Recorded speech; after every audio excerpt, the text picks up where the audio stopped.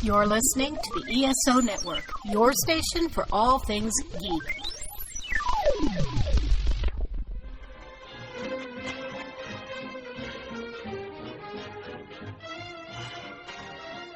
Hello, world, and welcome to Tales from Hollywoodland, a veritable feast of movies, television, Broadway, showbiz stories, news and gossip with Julian Schlossberg, Arthur Friedman, and Steven Jay Rubin. Today, we look at the state of the movie industry in 2024. And now, here's Steve. Hi, guys. I feel like we're at the State of the Union address here. My fellow Americans. Actually, there was some sad news last week. They were announcing that, and I live in West Los Angeles, as you know, they were announcing that the Village Theater and the Bruin Theater were closing. Now, we know that the Village Theater has been purchased by a consortium of top Hollywood directors. So the famous Village Theater with its giant spire, used to be the Fox Village, will still be a theater, will be more of a mixture of revival, doing classic films, but they'll also do some first runs. But I'm also hearing that the Bruin may never reopen. They may redevelop that theater. And, I think that when we're talking about the state of the business today, I think that we have to talk, and I'm going to defer to you, Arthur, because you're our exhibition expert. I think you got to talk about the health of movie theaters per se, because they have been assaulted for the last 10 years by the streaming business. And people are going, at least certain people are not going to the movies. Although, again, as a counterpoint, we just had a past weekend where Deadpool and Wolverine opened to $200 million U.S. box office in one weekend. The largest opening ever, I believe, for an R-rated movie. But Arthur, how do you think we can gauge the health of the film business by talking first about how movie theaters are doing? I will give you a subjective point of view, but I think it's basically objective. And that is that I don't think the movie theater business has ever been better. I think so much of what we hear is, in one word, bullshit. It's a healthy business if you're playing the right movies. If they make the right movies, you play the right movies, you'll do a lot of business. One of the reasons for that is because your admission price has never been higher than in the history of the movie business, which is over 100 years old. Today's admission prices are over $10 per person average. Not uncommon for a person to take their wife or their date to the movies, and maybe if a wife and husband go with two children, to spend over $100. If you include whatever the popcorn is at $10 or $12, or the soda or what have you. Movie business is a great business as long as you've got product to play. It's all based on product, which is what happened with Deadpool and Wolverine. And so I think what's happened to the movie business, and having been in production, distribution, and exhibition, and marketing, my look at it is a very healthy business. My partner's father, who had been in the business preceding us, certainly in the 30s and 40s, always said that the movie business is like a cat with 9 lives. Something's going to come along and kill it, but it never kills it. It never kills it. Television didn't kill it. Video cassettes didn't kill it. DVDs didn't kill it. What kills it when it's bad is bad product. It's that simple. What's changed is that story-driven movies, which at one time were very sellable, are really not being made these days. You're not seeing Kramer versus Kramer or Tootsie or The Graduate. You're not seeing that kind of a film, sadly. But what everybody's looking for is looking for the teenager, the guy and girl in the early 20s, diverse kind of movie stars all over the place, different demographics. They're coming and they're paying, as evidenced by Deadpool and Wolverine and many, many more movies. Costume movies, action adventure, the spandex, Iron Man, Superman, Aquaman, Batman, whatever the hell it is. It makes it a healthy business. So when people think the movie business is bad, I used to hear that years ago when it was never bad. It's just subject to product. If you have good product, you're always going to do business. You may not get the demographic of older people today who will stay at home, watch streaming or movies on television. But if you get the younger people to come in, you're going to make a lot of money. And by the way, Well, they spend money on plastic. There's no more cash in most of these theaters. They're using plastic, and everybody spends freely and has a great time. Well, we do know, Arthur, that the pandemic built up the streaming companies tremendously because people were afraid to go out and certainly go to the theaters. And we also know that despite higher prices, the gross before the pandemic and since the pandemic has decreased. We also know that there's always going to be, I believe, like you, there'll always be movie theaters because people want to get out of their home. And generally young people want to get out of their home.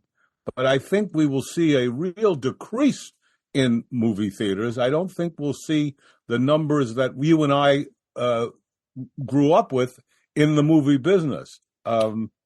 It's interesting that a little bit of hope last year with a movie like Oppenheimer doing business and a movie like Barbie doing business, that it wasn't all these big Wolverines and Super Marios and X-Men and Up Yours and In Yours and whatever, that some movies are being made that have some sort of intelligence to bring people in.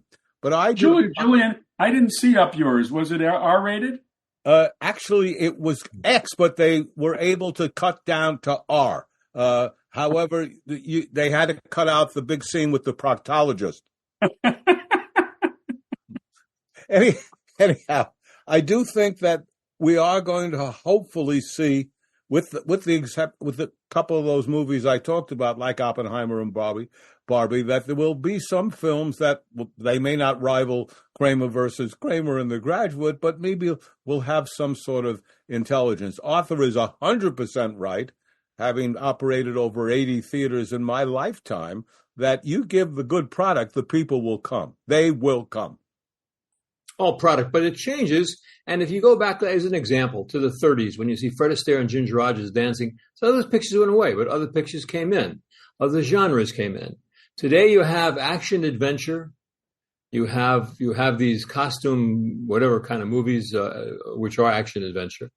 You have children's film, like fantastic, Inside Out, that kind of thing. And not long ago, I heard people saying Marvel is dead. Bullshit. Marvel's bigger than it's ever been. All they need to do is put in the right kind of movie and it'll work. What I would say, Julian, is this. Today's admissions, we always used to, in the theater business, we always look at what was our gross for the night or the week or whatever. And right next to it, we say, how many admissions or admits we used to call them? How many admits came? Because that was always that's the thing that guides your concession stand. What's the volume of people?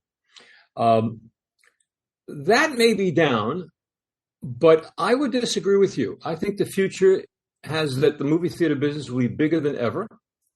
As long as they make the kind of pictures that people want to come out and see. There's more people than there's ever been in this country, 340, 50 million people. The single theaters, as Steve mentioned, like the Village, which is now a specialty theater, I understand that. Spielberg's involved with various directors. The Bruin, I do believe, was sold, and that they'll develop that as a hell of a property in Westwood. But is the Village, are you saying it's been sold, Steve, because I think it's going to stay? Well, no, the Village will stay because all of those directors purchased it because exactly, and it will be great. It's very unusual these days for there to be a single screen movie theater in town. Well, there can be a single screen movie theater if it's an IMAX, which right. Built into complexes. It's a big screen. Because you're talking about a business that needs event movies. If you have an event movie like Oppenheimer with that explosion, or what Barbie became, then it can play in a single screen theater for whatever, 8, 10, 12, 60 weeks. The trouble is you need the multiplex to balance out the rest of your menu, and you can have different kind of pictures playing, more people. Let me talk a little bit about the three biggest companies in the world when it comes to entertainment. You've got Netflix, Amazon, and Apple. And I'm wondering, these guys who run these companies are buying up a lot of property. For instance, Netflix just recently released the latest Beverly Hills Cop movie with Eddie Murphy, which I thought was a lot of fun. If I was a theater owner, I would be furious because I would have liked to have played that on my big screen. I'm wondering if these three giant streamers are fighting the theatrical business in a sense that they're taking that product that you say is unique and exciting away from the theaters. Now, they do have what they call a modest theatrical run. If the movie's prestigious, they do it because they like to win Oscars. But isn't it true, Arthur and Julian, that these streamers are not necessarily the friend of the movie theater? No, not true. They're just a different business. They're in the subscription business. The world is large enough for baseball, basketball, football, and hockey and soccer. The world is large enough for streaming, theatrical, whatever, showing movies on the side of buildings. There's a huge, huge market out there. And if they're in their own, they're only interested in subscriptions. That's what they're interested in. They don't even care how much they pay. They gave Scorsese a couple $100 million to do two or three different movies, $500 million, and never budged that these things were not hits, so to speak. But they want subscribers. It's a different business than the theatrical business. Theatrical business. All three of us are producers, and if any of us produced Beverly Hills Cop, we'd be pretty frustrated the fact that it didn't go into the movie theaters, because that's an area that streaming wouldn't have been hurt by it, but it could have really helped the movie gross at the end. So, but when you made the movie, you would have known it was going to go on Netflix and not in movie theaters. There's no question. I'm just saying you would have gotten a nice fee. No, you listen, they made the movie. Obviously, other people could have, and they're the ones who decided to put it up. But on the other hand, from a point of view of producing something, you want to get the most you can get out of any area. So it is a kind of a problem. I'm surprised that Paramount or one of those studios, but specifically Paramount, didn't do it. I wonder why. I don't know the story as to why, but I do know that Paramount et al., all the major studios, are only interested in the billion-dollar movies. They're not interested any longer in a movie that's going to do a couple $100 million. They're just not. That's not what their forte is. I think the streamers, the whole thing now is when you sell a movie to Netflix, they want all the rights. It's not like you can just sell streaming to them and keep foreign or keep local television rights or whatever. They want everything. So, they also want to let the entire world know that they're the only place that you're going to be able to see Beverly Hills Cop. And so, they don't want everybody to see the movie early on, and then it goes to Netflix. It's like in the old days when a theatrical movie did well in the theaters, then they sold it to network television, and there would be, they would be primetime movie slots all over the schedule. I don't think that appeals to the streamers much anymore, because I think they want exclusivity. Steve, Netflix has, so we all know, 269, by latest account, 269 million subscribers, paying an average of about $14 a month. Every month, they don't have to collect the money because they just tap into the bank account. It's the golden goose of all golden gooses, and that's what all of the rest of the streaming companies are trying to emulate. So when people say streaming business is bad, it's not bad. It's great. It's going to get better as they adjust and do whatever they have to do. The key thing about the entire movie business, like really the whole entertainment business, which includes Broadway, concerts, all sports, and certainly movies, records, the key thing that has all the common thread is it's a worldwide business. It's no longer just America. If you're Beyonce, you're traveling all over the world, your stuff. You're selling your tchotchkes and your merchandise all over, just like the New York Knicks or the Los Angeles Lakers or the Broadway musicals or whatever these things are. It's a worldwide market. That's where the major studios are gearing their product to, and that's where the streamers are looking to get subscribers, not just from Pittsburgh and Cleveland, but from Czechoslovakia, Bolivia, Finland. It's an incredible market. If you get a hit movie today, well, I don't know. I guess if you have a hit movie and it's on streaming, you are paid a fixed fee. Julian, you're right along those lines. But if you happen to have the back end of one of these things, it's pretty incredible. Well, that's the problem, though. Also, I don't know if there is a back end in that market anymore, since the streamers are buying all rights. Well, but there's a back end. There's a back end theatrically, so it's a matter of whether you want to go theatrical. You want to gear yourself to theatrical. Try to make that deal. What actually is back end theatrical, Arthur? You're talking about the movie debuts on Amazon, then goes into the theaters? No. I'm talking about if you make a movie that appears theatrically in the theaters of the world, you have a back end piece of, let's say, 5% of even the net. It can be extremely lucrative if you have a hit. Still comes down to whether you have a hit or not, or what the budget of the movie is. If it's too high, you may never get to profit. Well, that's my next question then, because it seems to me, and I know that we've talked about the fact that the studios are only interested in event programming. Does every movie have to cost between $100 and $200 million? I was at Paramount Pictures in 1976 and 1977. So we're talking almost 50 years ago. Oh, God. Anyhow, the idea, even then, Barry Diller, who was running the company, and David Picker, who came in, and Michael Eisner, they were all there. Everybody felt the same thing. If I would go in and say, look, I just got this property, we can make this movie, and we can't, the worst we'll do is make maybe $5-6 million. That's the worst, and it could take off. They said, we're not interested. We don't care. We're swinging for the grand slam. We're swinging for the home run. This is almost 50 years ago. This hasn't gotten better. What has changed, however, and Arthur, we've all spoken about it, is that the foreign market, which was outside of U.S. and Canada, has become bigger often than America. That's always. It's amazing what's happening. Julian, always. Well, no, Arthur. When you and I were in the business, it depended. I mean, for example, not always then, always now. Oh, now, absolutely. Our market is huge compared to America. Absolutely, right. Absolutely. Look, not then. There's a reason. No, not then. There's a reason that action movies do so well. You don't even have to dub many of them. You just show the car chases and the planes crashing, and no one has to say what's the subtitle for that. So it's a whole different world. But Julian, you remember when dubbing was horrible? It was terrible. Today they've perfected it. They're brilliant at what they do. Really, you got to give them credit. But the dubbing is fantastic. Dubbing, Arthur, unless it's changed, only used to be France, Italy, Germany, and Spain. Almost every other country had subtitles. Very rare were the countries doing it. In fact, I would meet the actors who would play, let's say, Sean Connery and stuff. It was kind of fun. But what really matters right now is these franchise movies. That's what they're interested in.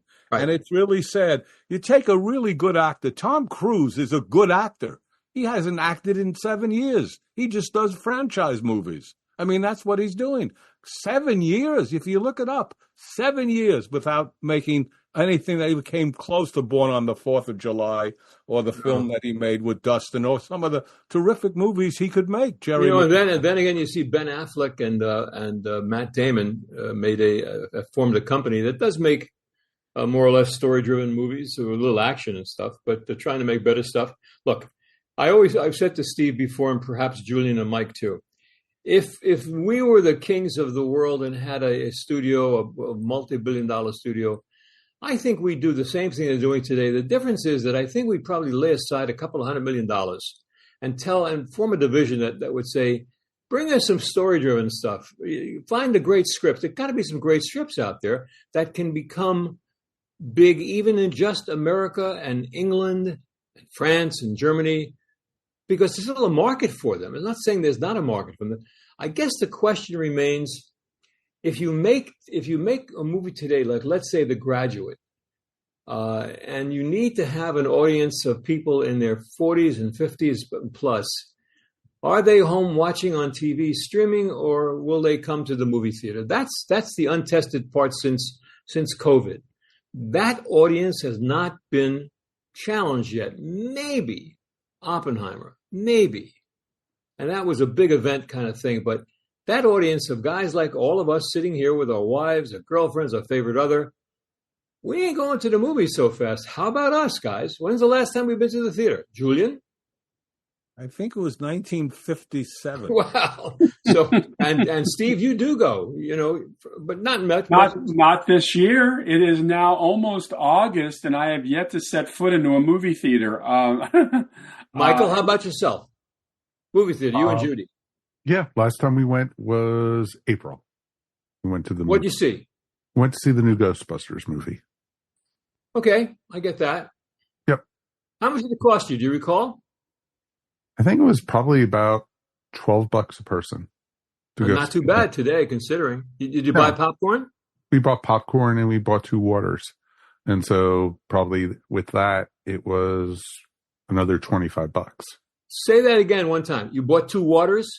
Two big bottles of water. And might interest the public to know that water outsells Coke, Pepsi, Mountain Dew, and all the rest in movie theaters. We used to sell more water than we did soda.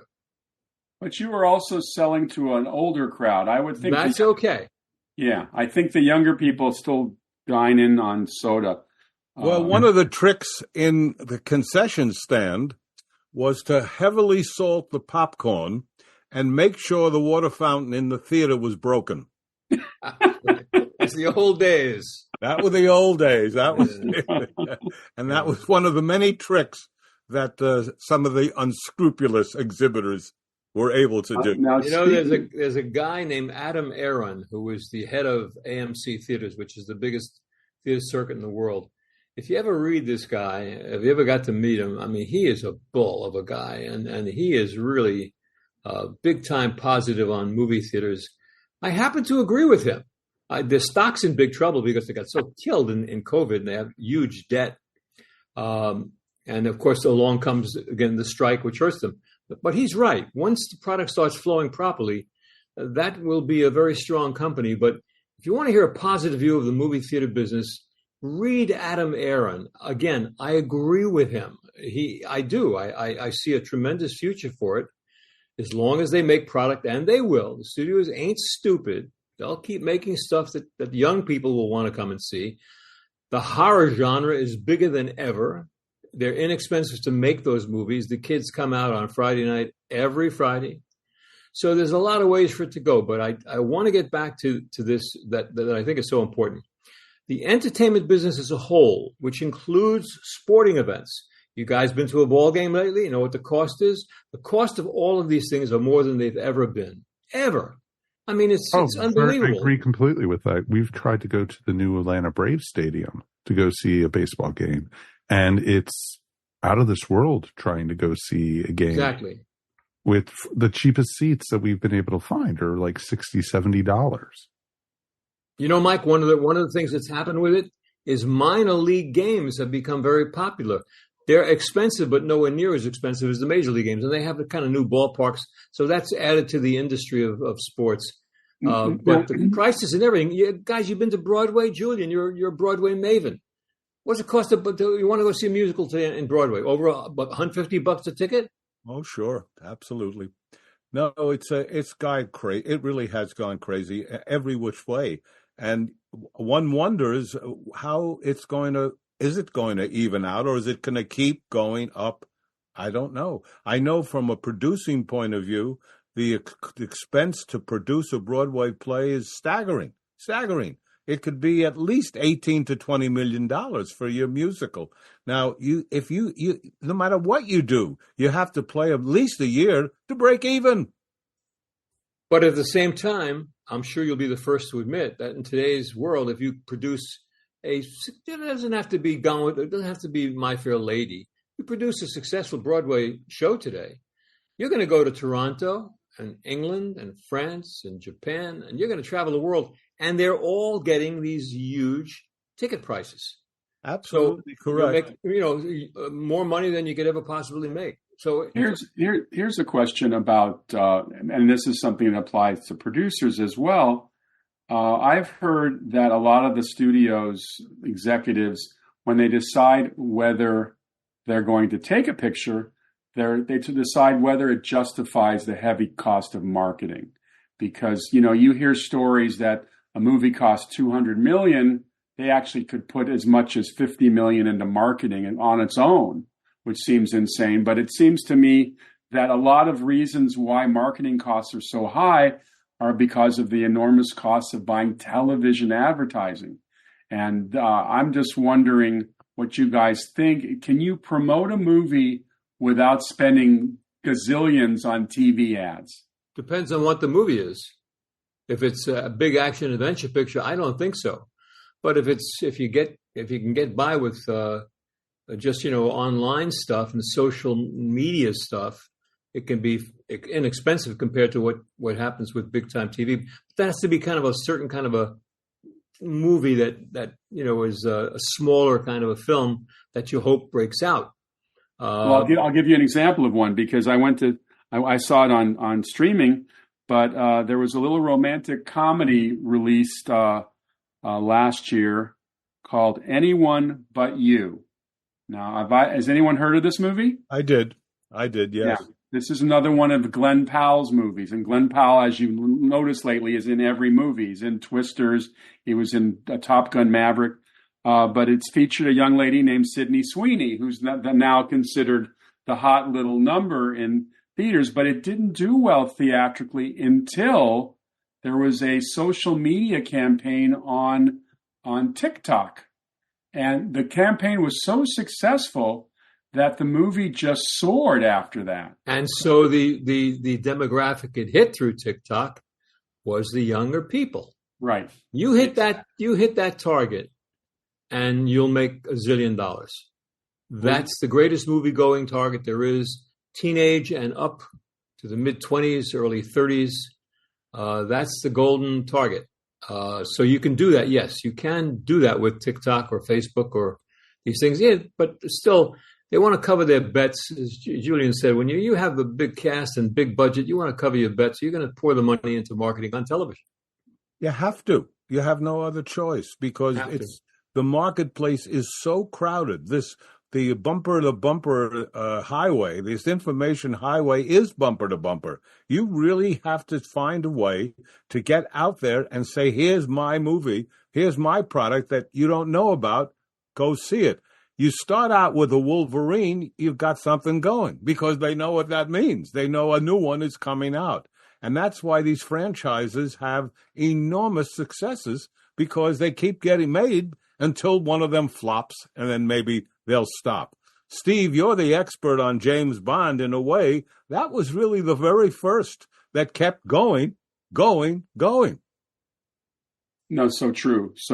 And started out very small. UA did not know what they had. I mean, Arthur was working there, but you arrived in 1964 when Goldfinger was released, right, Arthur?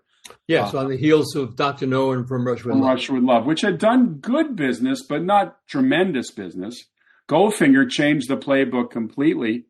The Bond series is amazing. In fact, I was reading an article yesterday that there's a little bit of a disappointment from the Amazon executives who purchased MGM to get their hands on the James Bond franchise, that they're not going to have a new Bond movie, maybe not until 3 years from now.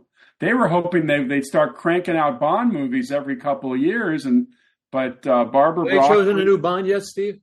No, they haven't. No. There's rumors flying that it's Aaron Taylor Johnson, but I think that, as Barbara Broccoli said in an interview, she said, we got to get the script right first. We're not hiring anybody until they have the script. She is terrific.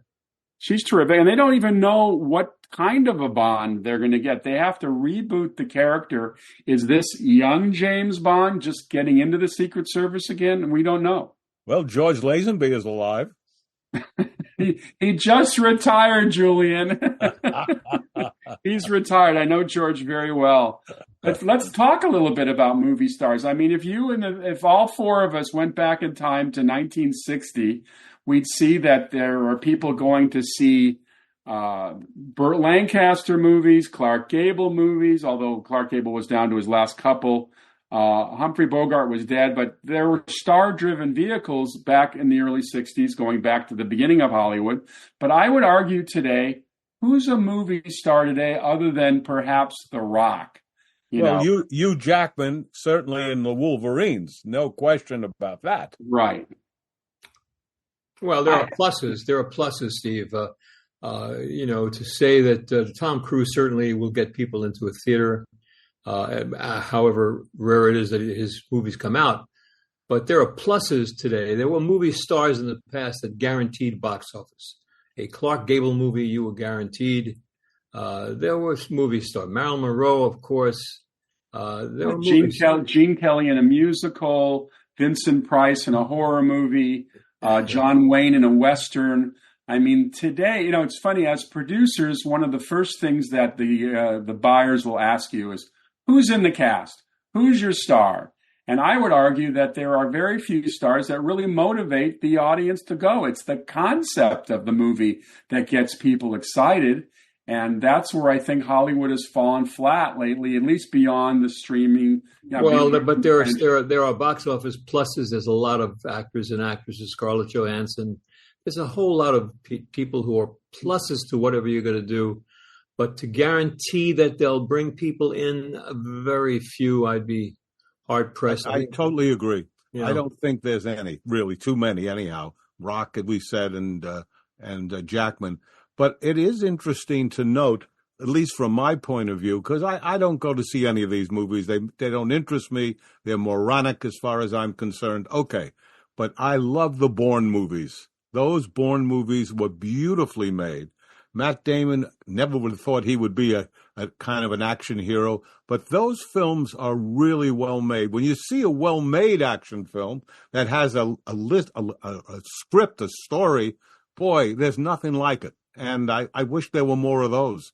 I will say this. Julian, I didn't realize you were born again. Yes, I have been. I was born innocent, and now I'm born again. For our listeners, for whatever it's worth, my wife and I have been watching over the past couple of years, since COVID and all that stuff, the movies we watch mostly are the great movies of the past 20, 30 years. We watch For a Few Good Men, When Harry Met Sally, Sleepless in Seattle, Forrest Gump. Good Night and Good Luck. Good Night and Good Luck. I've seen it maybe three. I love that movie. All the President's Men. All the President's Men, can watch it twice a week. 12 Angry Men, I will watch anytime it's on. So that's what we are doing. I think there's a lot of people like us out there who are over 60 or whatever, and it's so easy to watch these things, but we don't. You're not seeing that movie today. You're just not seeing it. Well, it's interesting also about when we saw movies when we were first growing up, they were the only game in town. If you wanted to go out for a night of entertainment, I'm talking early 60s to 70s, et cetera, movies were a big deal. The newspaper business was thriving. On Friday, you'd open up the newspaper, there'd be 20 pages of full-page movie ads. And now your target audience, which seems to be going to the movies because they love these superhero movies, they just look at their screens all day. They don't open a newspaper to save their life. The idea of getting story-driven movies is a great challenge for these buyers, and as producers, very challenging. Jake Eberts, who was a producer with Robert Redford, came out of Harvard, and he schlepped around for about 2 years with a script and realized he could not get the thing made. And he said to himself, instead of chasing to try to get a movie made in the studios, I'm going to just try to get the money and I'll make it whatever the hell it is and I'll bring it to the studio. And he did that and became successful doing it, actually. He co-produced The River Runs Through It with Redford and did a lot of stuff with him. And he wrote a book called... Didn't he run Arthur Goldcrest films? I don't know that he did. Oh, no? I don't know that he did. Okay. But he was an independent producer, very successful. He wrote a book called My Indecision is Final. So trying to run around today with a story-driven movie to the market is almost impossible. However, the market is so big today that, first of all, I believe and can almost guarantee you, guys, that in the next year or so, you'll see that the movie business has broken every record that in the industry's history. You watch. Go to baseball games, football games, basketball games, hockey games, whatever you go to. They're sold out. Everything is doing business in entertainment. Concerts sell out. All of these things you have to have the right thing. If the concert's got, I forget the girl's name, she's great, she's big, you'll sell out. Billy Joel played about 100 performances once a month in Madison Square Garden, sold out. If you have the right widget in any form of entertainment, you will do big business. The market can bear it. We see it all the time. Well, baseball attendance is up. Football attendance is sold out every game. NBA is sold out every game. Colleges are selling out every game. There's room for everything. Two of our biggest filmmakers, two legends in the business, Kevin Costner, Francis Ford Coppola, took huge gambles this year. Now, Francis's movie Megalopolis has not come out yet. The word has not been great, but I'm very hopeful that it'll break even or do some business. Kevin Costner's plans for doing these 4 Westerns may have been scuttled because the first one laid a huge egg. And, used to be you could take a gamble and make a movie for a couple $1 million and you wouldn't get eaten alive. Kevin Costner spent $100 million of his own money, as did Francis. Francis sold his winery, spent $100 million on his movie. These big swings don't help us. But some people will make the mistake. They always make it. And look at the Kevin Costner Western that is bombed and say, Westerns are out. Westerns are no good. No, that's not true. Got the right Westerns, it'll be fine. And Yellowstone on television is a huge. So it's not the genre; it's what you put into the genre. All the genres are great; they're still great. Heist movies are great if you got the right one. Action. I'm gonna ask our youth, Michael. Michael's our youth. I'm a youth. Michael, when you and Judy decide to go to the movies, what makes your decision? What do you say to yourself when you decided to go to see a movie? What calls to you? Depending on story, depending on the plot line, depending on the actors, also word of mouth a lot of times is the reason I go to the theater. I go see a lot less movies now than I used to because I don't do a weekly podcast where I review new movies and such like I used to.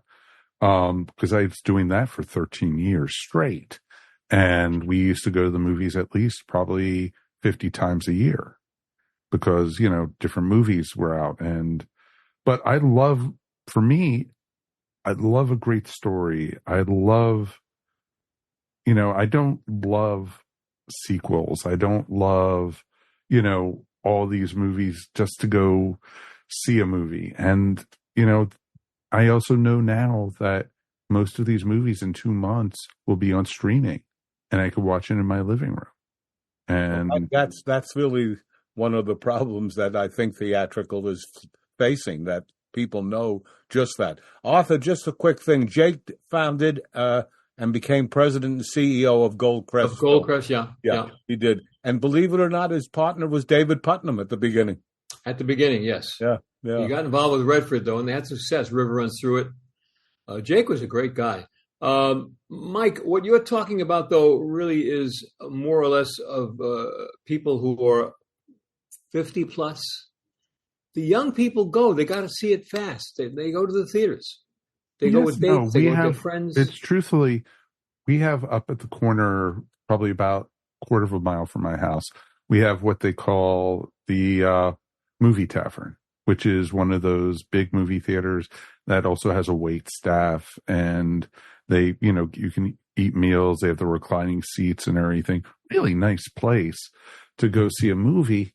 But over the last year, I've noticed most of the time it's empty unless there's a blockbuster out. That's the only time you're going to see it. If there's a Marvel movie out, if there is a big horror movie or a kids movie, that's when you'll see the theater crowded, because we drive by in the evenings, especially over the weekend, like this last week with Wolverine and Deadpool, it's been packed, the parking lot. And that's how I judge who's going to go see the movies. But the movie business has ever been a hit-driven business, Mike.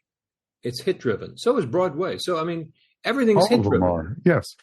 Look, even sports, like you were talking about earlier, if you have a loser team, you're not going to get people going to the ballpark or to the stadiums unless they have a good team coming in. Right. Oh, I'm coming in to see the Dodgers. I'm coming in to see the Bears or I'm the 49ers or, whoever. But, if, I've lived for 15 years in Seattle where we have a very bad history of not having good teams. And the only time they would even sell out the stadium would be if, say, the Dodgers or the Yankees came to town. So it just all depends. However, in today's world, every one of these leagues, every player in big league sports, every player is basically a multimillionaire. That's how much money is being made by these franchises because they too sell their rights to foreign countries. They sell their merchandise to foreign countries. They have incredible TV rights deals here in America and elsewhere. Their playoffs and World Series or Super Bowls or whatever, they make money that's unthinkable. So today's world, the players, because of the strong unions, they're all millionaires. Mediocre shortstops, okay running backs. They don't have to be the greatest stars in the world. My point being that even though you may see sometimes something is not doing business, there's a lot of other ways of money flowing through the paths to the studios or people who are making whatever these things are, supporting sports franchises. Oh, sure. But also they make a ton of money through merchandising. And that's a ton. Unthinkable. Arthur, I will agree with you on one point. Baseball is hit driven. Oh, gee. Good pun, Steve. All right. Wow, Steve. Wow. Actually, it's home run driven, unfortunately. Wow, is the show ending already? Wow. No. I guested on a friend Kevin Kennedy's radio talk show some years ago, and it was at the time of probably early strike in the early 2000s, one of the baseball strikes. And I had mentioned to Kevin, the baseball and the movie business is the same business. And we talked about it for about a half hour. It was interesting. And I got off the phone and my phone rang and it was Bob Costas calling me because he was driving around St. Louis and heard this conversation. And he disputed the fact that baseball and the movie business are different. I will say Bob Costas is brilliant. Within 30 minutes of our conversation, the back and forth, it was great. He was convinced that I was right and he was wrong. Sports and movies and all entertainment businesses are the same business. You've got your stars, you've got your product, you've got your agents, you got your franchises. It's the same business. Well, it's certainly true that both industries are overpaying for their talent because they're not. They're not overpaying for their talent. Steve, listen, I got to tell you something. My kid was playing Little League ball, but 94, 95, and a friend of one of the kids was a fellow who was one of the partners in UTA. And they just made a deal that day for Jim Carrey to be the first guy to get $20 million up front. $20 million. It was all over the trade papers. Jim Carrey gets $20 million up front. And I said, hey, congratulations, David. Way to go. Nice going. He said, are you kidding? They're stealing money from him at $20 million. They make so much money they can afford to pay these salaries. That's why they pay them. And that's why they stop paying them when they can't gross. That's right. Well, they have to do business, obviously. That's the other part. Arthur, because of your relationship with the Redstone family, what do you think of this deal? I keep reading different things that in a peculiar way, it's not a very good deal, that Sumner would never have made it and blah, blah, blah. What's your feeling about it? I don't think Sumner would have made the deal. I don't think Sumner would have made any deal. He lived for the company. What do I think? I think that Shari Redstone has the most intelligent, competent, brilliant advisors. I don't think that they would make a bad deal. They've got a lot there to sell. What it's going to look like in 20 years, who knows? But my guess is that whoever's going to buy it, they have actually, essentially they've sold it. They're going through all kinds of process now. I think it'll probably be a great deal for everybody once 20 years goes by. My sense of it is it's probably a good deal for all. That's my sense. Would Sumner have done it? Don't think so. I don't think he would have never wanted to sell the company.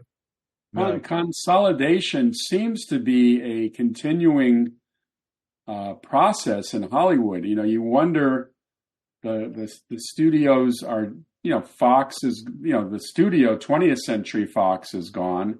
MGM is holding on as a division of Amazon, you wonder about these. I mean, Paramount was one of the original great studios. I'm glad it looks like they're going to be around for a while because they're going to pump some cash into that company. But well, if Ellison remains, they've got nothing but billions of dollars. Right. But again, the market's growing, guys. Listen, I want to just mention one thing. We talk about foreign markets, how lucrative they are. There's one foreign market that's beyond lucrative. It's called China. When you sell your goods in China, it's $1 zillion. It's a whole different deal. I believe that film companies get maybe 25% for selling their stuff, their movies in China. If they're lucky, Arthur. No, they're getting 25 now, Julian, because Chris Dodd was able to make that happen, much to his credit, the ex-senator. Used to be 10%, and you were happy to get it. Now, today in America, if your film rental today is probably anywhere from 55 to 65%. So China is 25%. Why? Because the numbers are staggering of what you can make when you bring in Deadpool and Wolverine. If you think it's big here, wait until you see what happens with 3.5 billion, whatever it is. It's crazy numbers. Same thing in India. But the Chinese and the Indians have thriving film industries that take but a lot an American hit that is okay for that market is you love. Oh God, would you only love to get into China? There is so much corruption there. I have so many friends who try to do business with China, and it just wasn't working. I mean, I don't trust them as far as I can throw them. I was invited by the People's Republic to talk about motion pictures, pre-production, production, and exhibition, and all of the aspects of American film.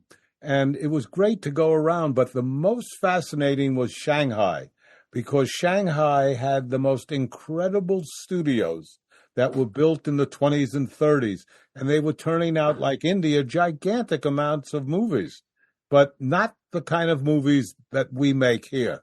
And eventually, of course, they will. It's just a matter of time. Steve, right now, as far as the stealing and the corruption, think of it as like shoplifting in a supermarket. They have, unfortunately, they say, well, it's like 3% is going to go, or that's what they. If you get into China, you know what's going to happen, but the end result is you're going to get money that you won't believe. That's added on top of everything else that comes in. It's an incredible market. Just take a look at the money and make sure it's real money, and that's all I can say. Well, I kind of like it when it's blocked funds. It's always interesting to me when you hear about a country that won't let the money out.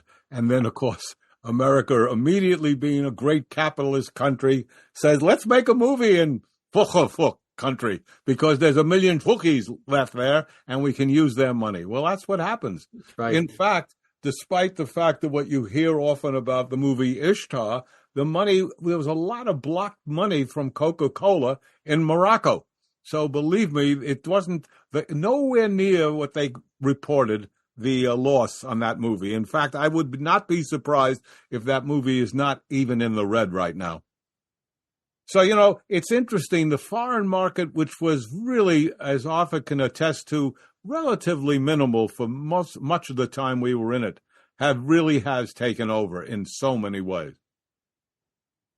Well, it's certainly it's affecting my ability to sell comedy, because one of the first things I hear is American comedy is not translating overseas. Although I have to say this, I've done a fair amount of traveling. Everybody speaks English now.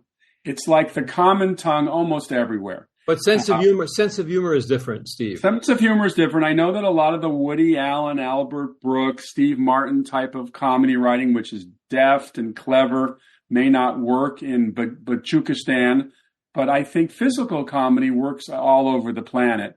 And if you have a good physical comedy, it seems to me that it would work. Yes, slapstick. What do you guys see for the future? If you put your head into the crystal ball, the three of you, because I'm taking myself out of this, what do you guys see? In terms of whether things are going to succeed or not? No, the movie business. Bigger than ever. The world grows, the movie business grows. bigger than ever. Theater business, be bigger than ever.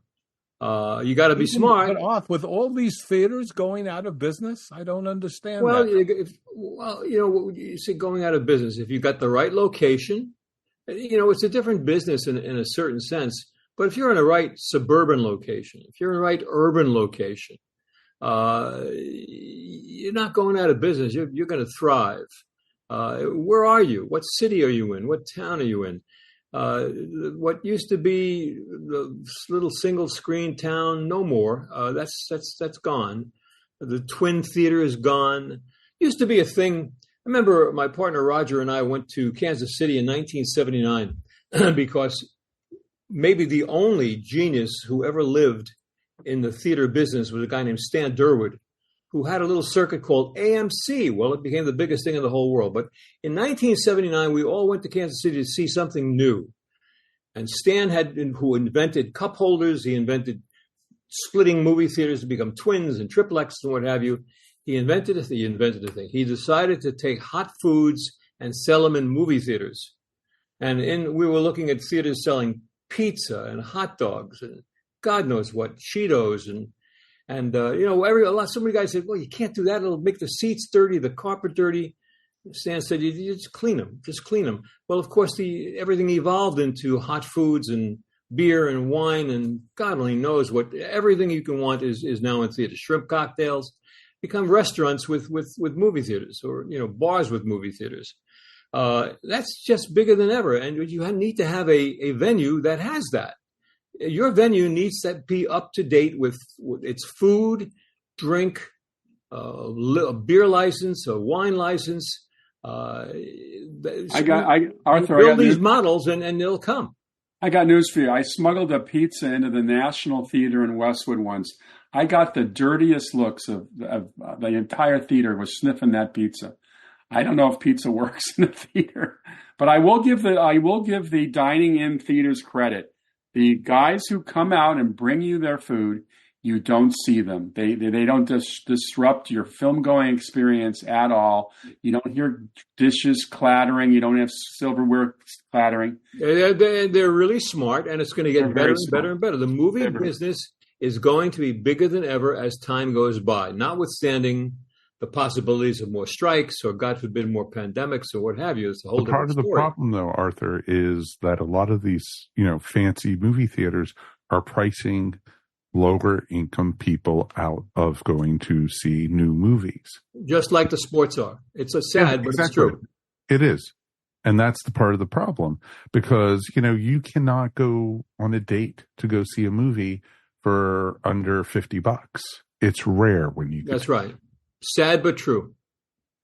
And they're pricing out a huge demographic, but every entertainment thing is. There is just no entertainment around that's inexpensive unless you get into minor league sports. There's this great team out of Savannah, Georgia called the Savannah Bananas. Baseball's answer to the Harlem Globetrotters. They sell out wherever they go. They played 2 games in Fenway Park and sold out both nights. More inexpensive, less expensive, certainly. The other forms of entertainment, but yes, the major theaters and major venues are priced out in terms of and part of the problem people. is, they used to have what they used to call the 99-cent movie theaters, the second run movie theaters. A lot of them in the suburbs and such are closing because it's too expensive to run the buildings, to have them open anymore, or they can convert those movie theaters. You're right. The rent, we had a theater like that in Tamarack, Florida, and the rent and the insurance and the goods, your vendor goods, all of everything. So you're just part of the entire system. But those kind of theaters, unfortunately, are antiquated. Nobody believed in the bargain theaters more than I did. I thought it was the greatest thing in the world. You had volume, you had great concession. It's hard. You can't operate it, though. You need to operate on the highest level. So, in answer to your question, Julian, you got the right location. You build the right model of movie theater. You're going to be just fine. And as far as your expertise in Broadway, it's never been bigger, and the prices are higher than they've ever been. Yeah, I always liken Broadway to a South American country. You had the very rich who do well, and the poor that close. There's almost nothing in between. on Broadway, and I guess it's happening in the movie business too. Same thing. Oh no, it's so true. It's so true. And sports again, and sports. Same thing. All right, let me ask the question. We know a lot about some of the movies that are coming out in the next few weeks and months. Does anybody have anything they're looking forward to see on the big screen that actually is going to get you off your butts into a movie theater? Nothing. No, nothing. Okay, well, I'll mention a movie that I'm looking forward to seeing, and that's the first of the Wicked movies. I know my daughter was a big fan of the Wicked play, and as you know, Wicked is now being made into a movie, and it's not as usual. They're milking it, so there's going to be 2 Wicked movies. The other movie I'll be very interested to see in the next few months, maybe sooner than that, is the sequel to Gladiator, which Ridley Scott directed. Obviously, Russell Crowe is not in it, but it has a new cast. I think Connie Nielsen is in it as well from the original movie. And it's supposed to be spectacular. Had a budget, and I hate to mention budgets because that shouldn't tell you about a movie, but this budget was close to $300 million. So it better be the event they're saying. Well, It's interesting because, we might try to go see the new Beetlejuice movie that's coming out, to see Michael Keaton returning to the screen as the character. And I love the director. Tim Burton is just awesome. But again, I won't go out of my way to the first weekend to go see it. I'll probably either wait for streaming or go see a matinee of it, just because. I have to tell you that I did go to see a movie, come to think of it, in the past year or so. My daughter and granddaughter were visiting us from Boston, and we went to see a movie called Air, which I thought a terrific little movie with Matt Damon and Ben Affleck. About the Air Jordan tennis shoe. About the Air Jordan. Terrific movie, but at the time, my granddaughter was 12 years old. Unbeknownst to me, it had a rating on it. I don't think it was an R rating, but it should have been. But in the middle of this movie, I heard curse words. I thought I was reliving Harry Cohn. They were flying off the screen. My little granddaughter, oh my God, I'm hearing these terrible words. The headline from a few years ago is that children who swear are more intelligent than children who don't. Right. So I wanted to hold my granddaughter's, and she said, "Papa, it's okay. Don't worry about it. I've heard these words." All right. So when I was in college, my mother, actually, I'll tell you the story off camera. It's not really a good story to tell. But anyway, I'll just say that my mother took me to see Shampoo. And the first scene in Shampoo, as you recall, is that Warren Beatty and Lee Grant are doing the horizontal number. And my mother couldn't believe what she was watching. And she actually puts her hands over my ears. I was 22 at the time. Yeah. Anyway, we have come to the end of a good discussion of the future. And Arthur, God willing, you are right. The movie business will thrive and we'll all do well at it because I know we're all anxious to get our movies made. I'm going to turn over the controls to our father confessor, Mike Faber. Thank you, Steve. You've reached the end of the episode of Tales from Hollywoodland podcast. Always remember, we couldn't do this without you. We want to hear from you, so please write us anytime at talesfromhollywoodland@gmail.com. Remember, you can also find us wherever fine podcasts are found, and now you can even find us up on our new YouTube channel at no extra cost. If you made it this far into the episode, why not subscribe and give us a thumbs up? We really would appreciate it if you guys did that. We really, really would. If you're into social media, please check us out on Instagram and Facebook. Before we get out of here this week, let's check with the guys and see what's happening on their podcast. Julian, who are you talking to this week? Well, I'm back with Hal Linden talking about his winning the Tony Award for The Rothschilds and the great, wonderful Barney Miller, that television show that lasted for years, where he was indeed Barney Miller. So he's back for a second part. That is awesome. Steve, what do you have at Saturday night at the movies? I've got Sam Irvin, not the senator. This is Sam Irvin, the filmmaker, served as executive producer on Gods and Monsters, which is all about the director Frankenstein, but he started out his career being an assistant to Brian De Palma, so we learn a lot about behind the scenes the Brian De Palma films. And then he directed a number of films, including a movie that we should all go see tomorrow called Elvira's Haunted Hills. That is awesome. I'm looking forward to that one. On behalf of Steve, Arthur, and Julian, thanks again for listening. This is your producer and announcer, Mike Faber. We'll see you here next time on Tales from Hollywoodland. Your Hollywood adventure starts right here.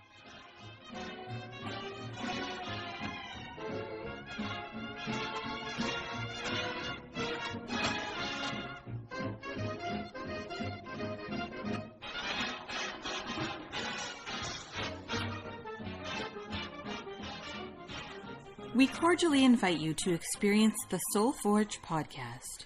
On Soul Forge, we chat about movies, books, and pop culture. Sex, love, and dating. Travel and adventure. Mental health issues. We have interviews with musicians, authors, entrepreneurs, and other random weirdos. Join Sean and Leah and the occasional animal interruption on the Soul Forge podcast. Be a better human with the Soul Forge podcast. This has been a broadcast of the ESO Network. Be part of the crew and help support our shows by donating to our ESO Patreon or by shopping at the TeePublic store, which can all be found at www.esonetwork.com. The ESO Network, your station for all things geek.